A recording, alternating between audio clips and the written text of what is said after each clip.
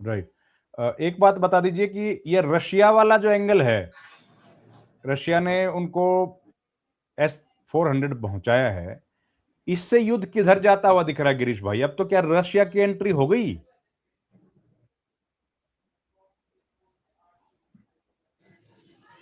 नहीं, अभी तो हर घंटे में ट्रंप का जो बदल रहा है, देखो उसका सारे के प्रोग्राम उन्होंने बाकायदा सिस्टमेटिकली फेल कर दिए। पहले उन्होंने अपना 300 किलोमीटर पे खड़ा है, वहां से हमारे प्लेन जाएंगे अटैक करेंगे, वो फेल हो गया, उनको वापस ले जाना पड़ा क्योंकि वहां पे सामने यमन में यूती बैठे हुए हैं।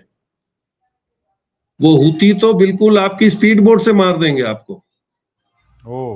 लेकिन वो विड्रॉ करने के बाद आप जमीन पे आदमी भी नहीं उतार पाए क्योंकि वहां पे भी रिस्क है। आपको सऊदी अरेबिया और ये एयर स्पेस नहीं दे रहे, तो आप तेल अवीव से निकल के जॉर्डन होके आप कुवैत के ऊपर से आ रहे हो।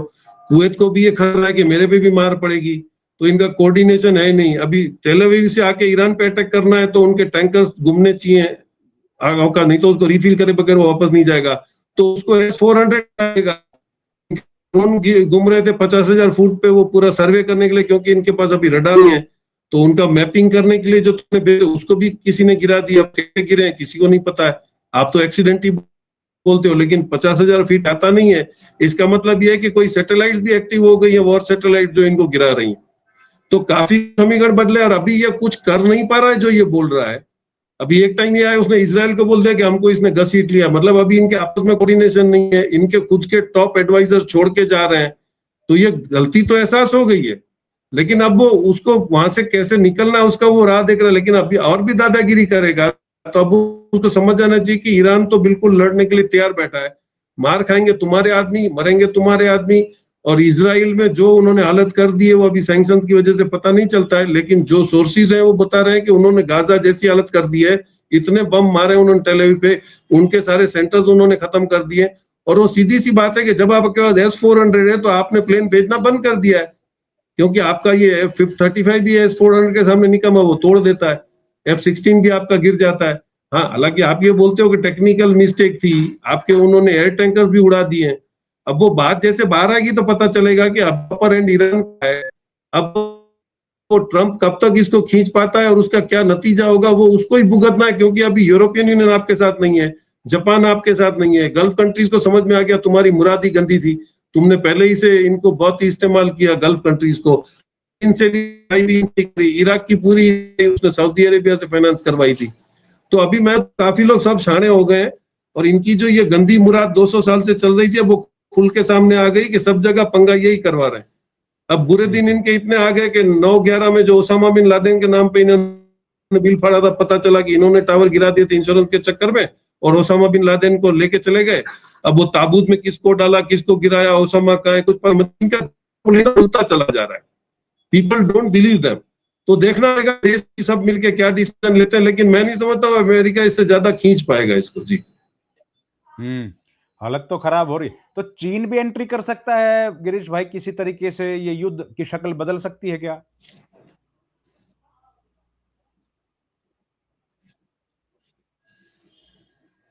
युद्ध की शक्ल में तो देखिए जैसे डेवलपमेंट अभी, पहले ये था कि भाई अगर अमेरिका से दुश्मनी हो गई तो हमारा रीडेवलपमेंट कौन कर देगा। $500 बिलियन चाइना ने कर दिया कि भाई इंफ्रास्ट्रक्चर मैं बना, उसने ईरान को ऑलरेडी ऑफर कर दिया है। और आज अगर इंफ्रास्ट्रक्चर में किसी की मास्टरी है तो अमेरिका से 10 गुना आगे चाइना है, रशिया है। उनके पास टीम्स है, उनके पास वर्केबिलिटी है और उनका रेपुटेशन भी अच्छा है। उनको माल भी कहीं से कोई भी देश दे देगा, आज तुमको कोई देश नहीं, क्योंकि जैसे डॉलर पे प्रेशर आ गया है, अभी सब लोग जो धंधा कर रहे हैं वो सब अपनी अपनी करेंसी में कर रहे हैं। डॉलर का तुम्हारा सर्कुलेशन 71% से 51 तक तो आ ही गया है, मतलब 20% की आपको वहां पर भी मार है। और जैसे अभी ये पेट्रो डॉलर में से पेट्रो युआन हो जाएगा तो आपका तो धंधा ही ठप हो जाएगा। तो आप तो डेवलपमेंट करने से रहे और उसकी जगह अभी ऑल्टरनेट इनके पास है कि भाई चाइना रशिया से मदद मांग लेते हैं, जापान से मदद मांग लेंगे, वो करेंगे। और यूरोपियन यूनियन जिसका पाउंड और स्टर्लिंग इन्होंने बहुत जबरदस्ती से खत्म करवाया था, वो खुश पड़े। आज आप देखिए पाउंड और स्टर्लिंग बढ़ रहे हैं डॉलर से ज्यादा। वो भी ये मौका नहीं छोड़ेंगे, वो बोलेंगे ठीक है पाउंड में पेमेंट करो, हम आपको कंस्ट्रक्शन करके देते हैं। तो काफी अच्छे, जर्मनी के पास भी मास्टरी है इंजीनियरिंग की। तो अब ये जो जितने पुराने दबे हुए थे वो सब खुल के बाहर आ जाएंगे। तो अमेरिका का क्या होगा, ये तो अमेरिका को खुद को सोचना है, लेकिन वो वक्त चला गया है जी। लेकिन रशिया वाला जो आप हम लोग बात कर रहे हैं, ये कहीं से कंफर्म हो गया कि रशिया ने वो भेजे हैं और अभी युद्ध के दौरान भेजे हैं S-400, या स्पेकुलेशन है गिरीश भाई ये? काफी काफी काफी अच्छा, नहीं चाइनीज चैनल पे बाकायदा उसके सब उन्होंने किस प्लेन में भेजा है, उनका रूट सब वगैरह काफी चैनल्स ने बता दिया, फॉरेन की चैनल्स ने। अच्छा, कंफर्म हो गया। और वो जैसे इनके प्लेन गिर रहे हैं उसी से ये सबसे बड़ा सबूत है, नहीं तो S-15 F-15 F-35 को गिराना किसी के बस की बात नहीं है। तो अब तो अमेरिका के लिए तो अब ये युद्ध S-400 ट्रम्प अभी आप सर्च करो, नहीं तो छोड़ना ही पड़ेगा, नहीं तो आप देखिए, क्योंकि अगर ये बंद कर देता है, अभी तो ईमानदारी देखो कि उसने सऊदी अरेबिया की अरामको की पीछे की कंपनी अभी भी तेल बेच रही है, वो रेड सी में से, सुएज कैनाल में से निकल के वो किसी को डिस्टर्ब नहीं कर रहा है। जिस वक्त उसने अपने हुतियों को बोल दिया रेड लाइन क्रॉस कर डालो, तो वो एक भी शिप वहां से भी नहीं निकलने देंगे, तो पूरे वर्ल्ड का सप्लाई बंद हो जाएगा। तो तुम फिर तो पूरा देश आपके खिलाफ हो ही जाएगा ना दुनिया, क्योंकि सबको अपना अपना माल चाहिए। सर्वाइव कैसे करेंगे? ऑयल के बगैर आप कैसे सर्वाइव करोगे? गैस के बगैर कैसे सर्वाइव करोगे? तो आपकी सिर्फ नादानी जैसे पूरा दुनिया तो नहीं परेशान हो सकती है। तो ये ऑब्वियस होगा कि अभी तक जब तक चल रहा है, और आज भी तारीख में स्टेट ऑफ हॉर्मोन्स बंद नहीं है, वहां से शिपें निकल रही है। वो बोलता है मैं जकात डाल दूंगा, $200 बिलियन दो और चलो। तो ये भी हो गया कि अभी उसने कमाई का रास्ता कर लिया। आपने डर के मारे रशिया और ईरान से आपने सैंक्शन हटा लिया, यही बता रहा है कि अभी आपको रिवर्स में जाना ही पड़ेगा, क्योंकि अभी आपका दबदबा नहीं चलेगा और डॉलर डोमिनेशन रहा नहीं है। आज अगर मैं रुपीज में ईरान से माल ले रहा हूं तो मेरे को कौन रोकेगा? युआन में चाइना ले रहा है, रूबल में रशिया ले रहा है, तो आपका तो वैसे ही डॉलर वाला जो पूरा जो जादू चलता था वो खत्म हो गया है। तो आप वैसे भी आपका सैंक्शन या नो सैंक्शन क्या मतलब है? और जापान को जब आप दबा रहे हो, सबसे बड़ा ट्रेजरी बॉन्ड होल्डर आज भी जापान 1.3 ट्रिलियन का होल्डर है। अगर कल वो जापान बोलता है लाओ मेरा ट्रेजरी बॉन्ड वापस, तो तुम कहां से पैसा निकालोगे? 38 ट्रिलियन की आप पे उधारी है। आपने तो डॉलर छाप छाप के पूरी दुनिया पे दादागिरी करी, अब आप ओपन में आ गए हो। आपकी हालत क्या है वो सब जानते हैं, आपका एक्सरे सामने आ गया दुनिया के। लेकिन क्योंकि वो नाम चढ़ा हुआ बंदा है कि America is a super power, Israel is super power. अगर तुम इतने ही सक्षम थे तो तुम पे इजराइल का एक भी बम नहीं गिरना चाहिए था। उनके खुद के आदमी अभी उनके खिलाफ हो गए, क्योंकि वो भी अभी देख रहे हैं कैसे मर रहे हैं और कैसे परेशान हो रहे हैं।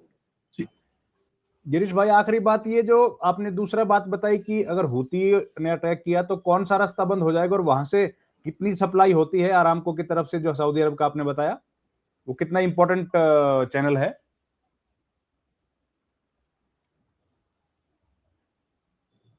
वो सुएज कैनाल वाला, ये तो स्टेट ऑफ हॉर्मोन्स तो आगे जाके कुवैत पे बंद हो जाता है ना, वहां से ईरान का वो पोर्शन चलता है जहां पे दुबई और ये सामने सामने बैठे हैं।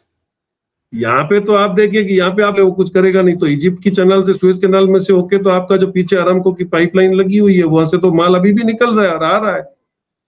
वो नहीं आ रहे, वो इंश्योरेंस की वजह से नहीं आ रहे, क्योंकि 300 गुना इंश्योरेंस बढ़ा दिया है, तो कौन रिस्क लेगा? और वॉर जोन डिक्लेयर कर दिया आपने, तो फिर वॉर जोन में आपको परमिशन मिलेगी ही नहीं, कोई रिस्क ले नहीं रहा है।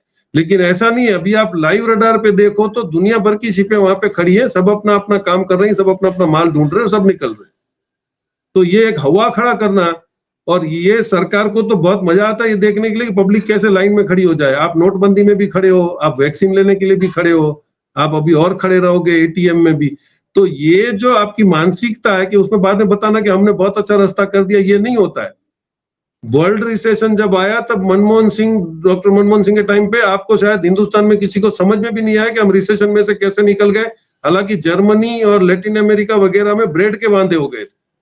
ये होता है गवर्नमेंट का काम, आपके सब्जेक्ट्स को आप कितना आराम से जीने देते हो वो गवर्नमेंट का काम होता है, न कि ये बताने का कि आप पहले कुएं में डूब जाओ फिर हम आपको रास्ता भेजेंगे फिर हम आपको निकालेंगे। तो ये इनका एटीट्यूड है। परेशानी प्रेशर रहेगा, लेकिन ऐसा नहीं है कि गल्फ में से जितना माल वो 20% ही है, बाकी दुनिया भर में भी माल है। रशिया, नीदरलैंड सबके पास है, अपने पड़ोस में मलेशिया के पास ही 25% गैस पड़ा है। लेकिन आपकी अगर नीयत साफ होगी और आपकी दोस्ती होगी तो आप इसमें से आराम से निकल पाओगे।